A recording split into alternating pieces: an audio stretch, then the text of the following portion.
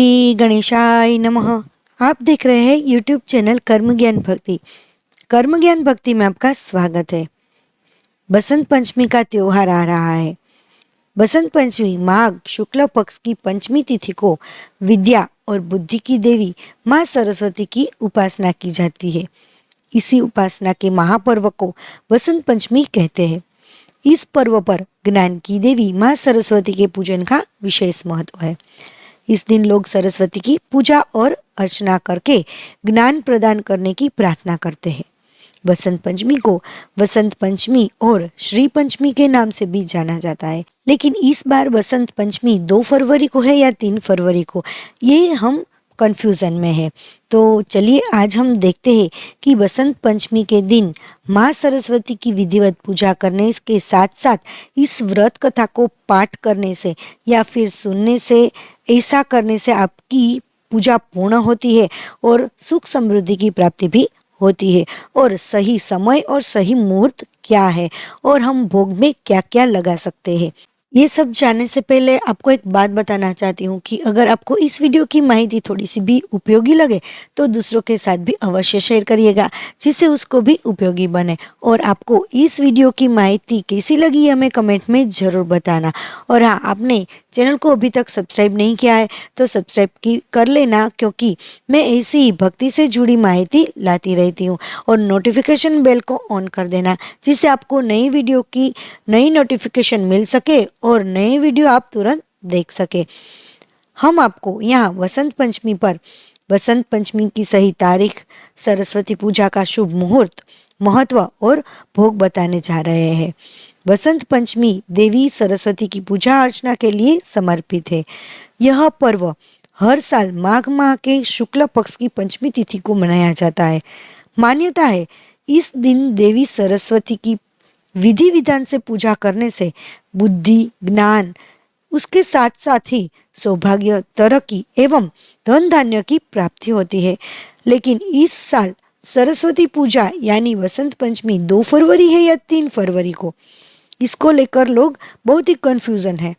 ऐसे में आज हम आपको यहाँ वसंत पंचमी का सही मुहूर्त और सही तारीख और सरस्वती पूजा का मुहूर्त और महत्व बताने जा रहे हैं, और उसके बाद हम उसकी कथा सुनेंगे। इस कथा को सुनने मात्र से हमारा जीवन सुख और समृद्धि से भर जाता है, धन धान्य की कमी नहीं रहती।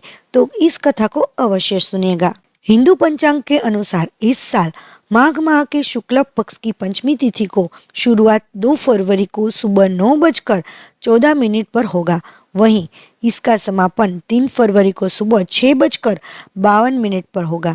उदय तिथि पड़ने के कारण बसंत पंचमी 2 फरवरी को मनाई जाएगी।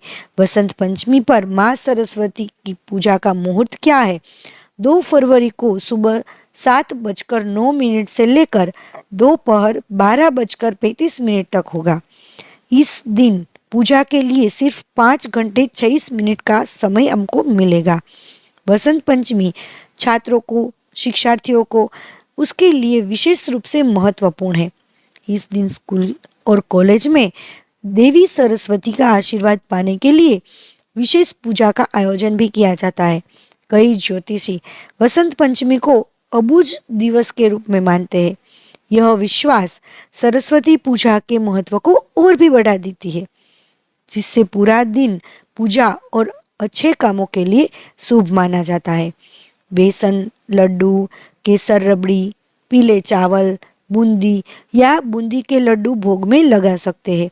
ये सारी चीज़ें देवी सरस्वती को बहुत ही प्रिय है।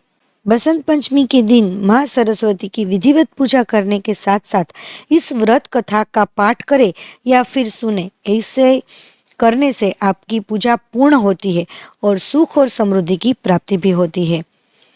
हिंदू धर्म में बसंत पंचमी का विशेष महत्व इसीलिए है क्योंकि इस दिन ज्ञान, विद्या, संगीत की देवी माँ सरस्वती का प्राकट्य हुआ था। इसीलिए उनकी पूजा करने से शुभ फलों की प्राप्ति होती है। इसके साथ ही इस दिन से छोटे बच्चों को विद्यारंभ संस्कार भी किया जाता है। इस साल बसंत पंचमी का पर्व 2 फरवरी 2025 को मनाया जा रहा है। देवी भागवत के अनुसार माघ मास के शुक्ल पक्ष की पंचमी तिथि को संगीत, काव्य, कला, शिल्प, रस, छंद, शब्द एवं शक्ति की देवी माँ सरस्वती का जन्मोत्सव मनाया जाता है। इसके अलावा इस दिन भगवान कामदेव और उनकी पत्नी माता रति की पूजा भी करने का विधान है। इस दिन माँ सरस्वती को पीले रंग के फूल, माला, वस्त्र आदि चढ़ाने के साथ साथ पीले रंग का भोग लगाया जाता है। इसके साथ ही इस दिन सरस्वती माता की विधिवत पूजा करने के साथ व्रत कथा का पाठ अवश्य करना चाहिए। आइए तो हम जानते हैं कि बसंत पंचमी की संपूर्ण कथा क्या है। देवी भगवती पुराण के अनुसार सृष्टि के आरंभ में त्रिदेव ब्रह्मा, विष्णु और महेश ने मनुष्य जाति का आवरण किया, लेकिन त्रिदेव अपनी इस सृष्टि से संतुष्ट नहीं थे। त्रिदेव को लगता था कि इसमें कुछ कमी रह गई है, जिसके कारण ब्रह्मांड में शांति ही शांति छाई हुई है। ऐसे में ब्रह्मा जी ने भगवान विष्णु और शिव की अनुमति लेकर अपने कमंडल से जल लेकर वेदों मंत्रों का उच्चारण करते हुए जल को छिड़का, जिससे एक अद्भुत शक्ति का प्रादुर्भाव हुआ। यह प्रादुर्भाव एक चतुर्भुजी सुंदर स्त्री थी, जिनकी एक हाथ में वीणा और दूसरे हाथ में तथास्तु मुद्रा को संबोधित कर रही थी, जबकि अन्य दोनों हाथों में पुस्तक और माला थी। त्रिदेव ने उनका अभिवादन किया और उसने वीणा बजाने का अनुरोध किया।